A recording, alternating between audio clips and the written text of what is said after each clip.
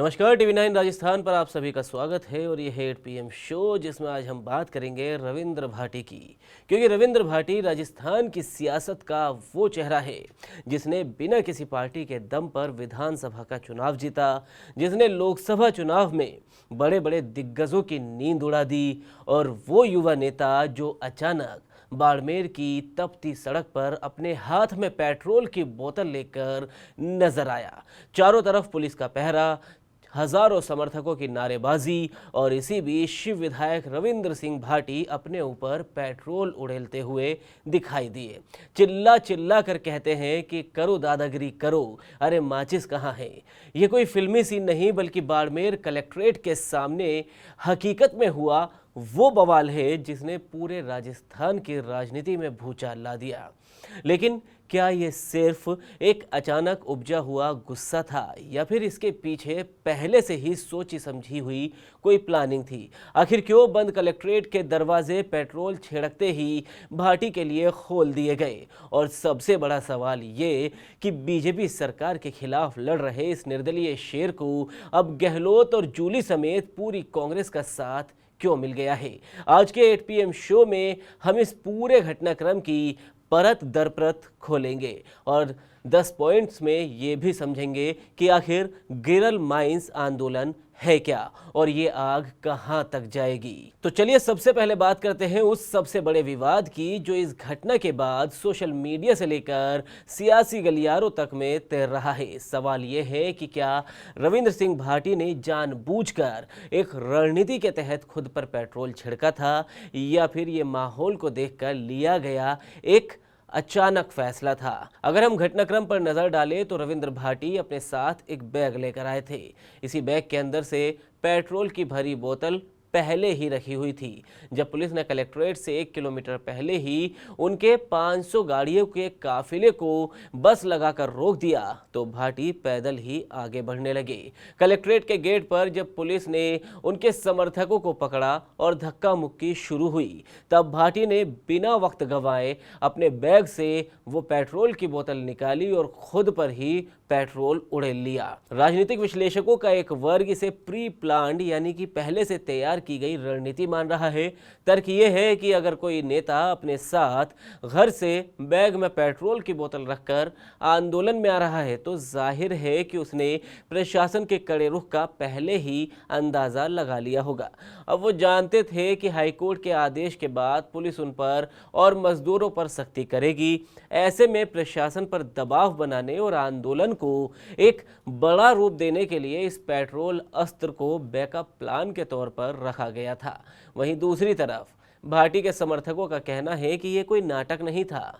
एक जनप्रतिनिधि जब पिछले कई दिनों से धूल मिट्टी में दिन रात मजदूरों के साथ धरने पर बैठा हो और सरकार या प्रशासन उसकी बात सुनने को तैयार तक ना हो, तो आखिर में जनता के हक के लिए अपनी जान दांव पर लगाने के अलावा कोई रास्ता नहीं बचता। खैर, वजह जो भी हो, लेकिन भाटी के इस कदम ने पल भर में बाड़मेर से लेकर जयपुर तक पुलिस और सरकार के पसीने छुड़वा दिए। इस पूरे हाई वोल्टेज ड्रामे के बीच सबसे हास्यास्पद और गंभीर रवैया रहा बाड़मेर प्रशासन का। जरा सोचिए, दोपहर से ही कलेक्ट्रेट के चारों तरफ अभेद किला बना दिया गया था।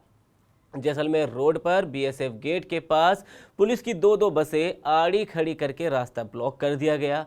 कलेक्ट्रेट के मुख्य द्वार पर भारी पुलिस जाब्ता, बैरिकेड्स और खुद SP चूनाराम जाट मोर्चा संभाले खड़े हुए थे। हजारों की संख्या में मजदूर और कार्यकर्ता चिल्लाते रहे, लेकिन प्रशासन टस से मस नहीं हुआ और दरवाजे कलेक्ट्रेट के बंद ही रहे। हालांकि जैसे ही भाटी ने पेट्रोल की बोतल निकाली और खुद पर वो पेट्रोल छिड़का तो अचानक ही प्रशासन की पूरी हेकड़ी हवा हो गई और जो दरवाजे हजारों कार्यकर्ताओं के होने के बावजूद लोहे की तरह बंद थे, वो पेट्रोल की एक गंध से चरमरा कर खुल गए। पुलिस तुरंत भाटी को घेर लेती है और कलेक्ट्रेट के अंदर उनको ले जाती है। यह सीधे तौर पर बीजेपी सरकार और स्थानीय प्रशासन की कार्यशैली पर बड़े सवाल खड़े करता है। पहला सवाल ये कि क्या देश में शांतिपूर्ण तरीके से हो रहे आंदोलन की कोई वैल्यू अब अब नहीं बची है। और दूसरा सवाल ये कि क्या प्रशासन सिर्फ तभी जागता है जब कोई जनप्रतिनिधि आत्मदाह जैसी आत्मघाती कदम उठाने पर मजबूर हो जाए। अगर भाटी को माचिस मिल जाती और कोई अनहोनी हो जाती तो इसकी जिम्मेदारी किसकी होती? कलेक्ट्रेट के अंदर ले जाकर कलेक्टर चिन्मयी गोपाल और एसपी ने भाटी के साथ करीब 5 घंटे लंबी वार्ता की। जो वार्ता पहले से की जा सकती थी, उसके लिए प्रशासन ने भाटी को इस हद तक जाने पर मजबूर आखिर क्यों किया?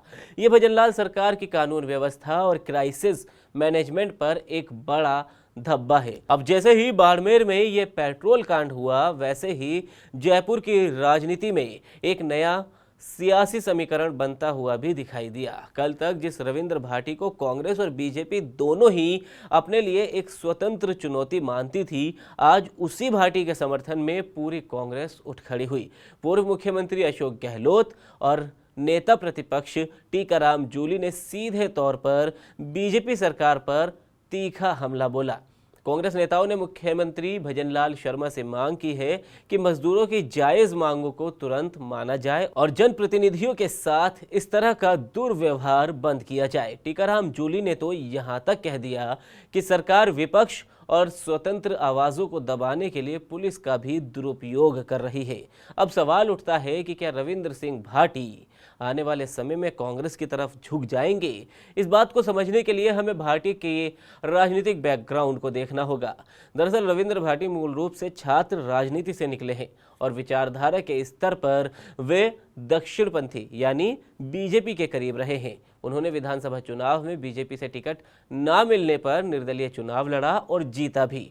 अब लोकसभा में भी उन्होंने मुकाबले को त्रिकोणीय बना दिया, जिसके बाद कहा जा रहा था कि बीजेपी को हार मिली और कांग्रेस वहां से जीत गई। लेकिन पिछले कुछ समय से बीजेपी सरकार के साथ उनका टकराव लगातार बढ़ता जा रहा है। पीछे तो यह भी कहा जाता है कि भजनलाल सरकार या बीजेपी राजस्थान में रविंद्र भाटी को एक बड़ा नेता नहीं बनने देना चाहती। अब ऐसे में राजनीति का सीधा नियम है कि दुश्मन का दुश्मन दोस्त होता है।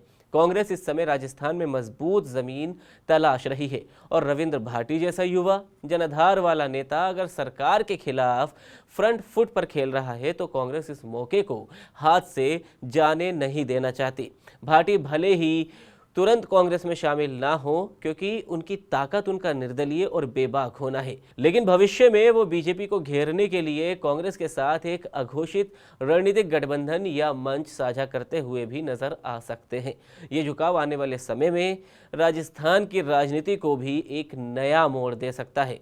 तो चलिए अब उस मुद्दे पर आते हैं जिसके कारण ये पूरा बवंडर खड़ा हुआ। आखिर क्या है गीरल माइंस आंदोलन? आइए इसे 10 आसान पॉइंट्स में समझते हैं। पहला, क्या है गीरल माइंस? दरअसल गीरल लिग्नाइट माइंस बाड़मेर जिले के थुम्बली और गीरल गांव में स्थित है। ये राजस्थान सरकार के सार्वजनिक उपक्रम यानी पीएसयू यानी Rajasthan state mines and minerals limited RSMML के तहत आती है। और दूसरा, इसकी शुरुआत और महत्व। इसकी शुरुआत हुई 1994 में। इसे राजस्थान की पहली आधुनिक ओपनकास्ट यानी खुली लिग्नाइट खदान माना जाता है, जो पास के गीरल लिग्नाइट पावर प्लांट को कोयले की सप्लाई भी करती है। तीसरा, विवाद की वजह। इस माइंस के विस्तार के लिए कंपनी ने थुम्बली और आसपास के ग्रामीण इलाकों की जमीन का अधिग्रहण किया था। और चौथा, स्थानीय लोगों से वादा खिलाफी, यानी जमीन लेते वक्त कंपनी ने स्थानीय ग्रामीणों और किसानों से वादा किया था कि प्रभावित परिवारों के युवाओं को माइंस में स्थायी रोजगार और प्राथमिकता दी जाएगी। पांचवा, वादा खिलाफी का आरोप। ग्रामीणों का आरोप है कि कंपनी ने न सिर्फ नया रोजगार देना बंद किया, बल्कि जो स्थानीय युवा और श्रमिक वहां पहले से काम कर रहे थे उन्हें भी नौकरी से अब निकाला जाने लगा। छठा, आंदोलन की शुरुआत। इसी रोजगार की मांग को लेकर प्रभावित किसान, स्थानीय श्रमिक, ड्राइवर और गांव के युवा पिछले 41 दिनों से यानी 9 अप्रैल से गीरल गांव में लगातार धरने पर बैठे हैं। सातवां, श्रमिकों की मुख्य मांगे। आंदोलनकारियों की मांग है कि माइंस में काम करने वाले श्रमिकों के लिए 8 घंटे की ड्यूटी का नियम सख्ती से लागू किया जाए, निकाले गए युवाओं को वापस रोजगार मिले और नौकरियों में स्थानीय लोगों को भी प्राथमिकता दी जाए। आठवां, भाटी की एंट्री। शिव विधायक रविंद्र सिंह भाटी पिछले करीबन 14 से 15 दिनों से इन मजदूरों के साथ धरने पर बैठे हैं। उन्होंने साफ कहा था कि ये मजदूर आपके लिए मजदूर होंगे, लेकिन मेरे लिए इस इलाके के मालिक है। नवा, हाईकोर्ट का आदेश। इस आंदोलन का कारण माइंस से लिग्नाइट का परिवहन यानी ट्रांसपोर्टेशन का ठप हो गया था। इसके खिलाफ एक याचिका पर सुनवाई करते हुए हाईकोर्ट ने एक दिन पहले ही परिवहन शुरू कराने, वाहनों को सुरक्षा देने और बाधा पहुंचाने वालों को गिरफ्तार करने का आदेश दिया था। 10वां और आखिरी, मौजूदा स्थिति। हाईकोर्ट के आदेश के बाद जब प्रशासन ने सख्ती दिखाई तो भाटी ने मंगलवार को मजदूर आंदोलन के तहत कलेक्ट्रेट कूच का ऐलान किया था, जहां ये पूरा पेट्रोल कांड हुआ। 5 घंटे की वार्ता के बाद कुछ बातों पर सहमति तो बनी है, लेकिन मुख्य मुद्दों पर अभी भी पेंच फंसा हुआ है और भाटी ने यह साफ कर दिया है कि जब तक मांगे पूरी नहीं होंगी, आंदोलन लगातार ही जारी रहेगा। तो दोस्तों, ये था बाड़मेर के गिरल माइंस आंदोलन और रविंद्र सिंह भाटी के पेट्रोल छिड़कने के पीछे का पूरा सच। राजनीति अपनी जगह चलती रहेगी, आरोप प्रत्यारोप लगातार एक दूसरे पर लगते रहेंगे, लेकिन सबसे बड़ा सच ये है कि थार के इस इलाके का मजदूर आज भी अपनी बुनियादी हक और रोजगार के लिए तपती धूप में सड़कों पर बैठने को मजबूर है। अब देखना यह होगा कि भजनलाल सरकार इस सुलगते हुए मुद्दे को शांत कर पाती है या फिर रविंद्र भाटी का यह आंदोलन सरकार के लिए एक बड़ा सिरदर्द साबित होगा। आपको क्या लगता है, क्या रविंद्र भाटी का खुद पर पेट्रोल छिड़कना जायज था या प्रशासन को उनकी मांगे पहले ही सुन लेनी चाहिए थी? आप अपनी राय नीचे दिए कमेंट बॉक्स में ज़रूर लिखें। अगर आपको ये विश्लेषण और हमारा 8 PM शो पसंद आया हो तो वीडियो को लाइक करें, शेयर करें और राजस्थान की हर खबर के लिए TV9 राजस्थान को सब्सक्राइब करना ना भूलें। धन्यवाद।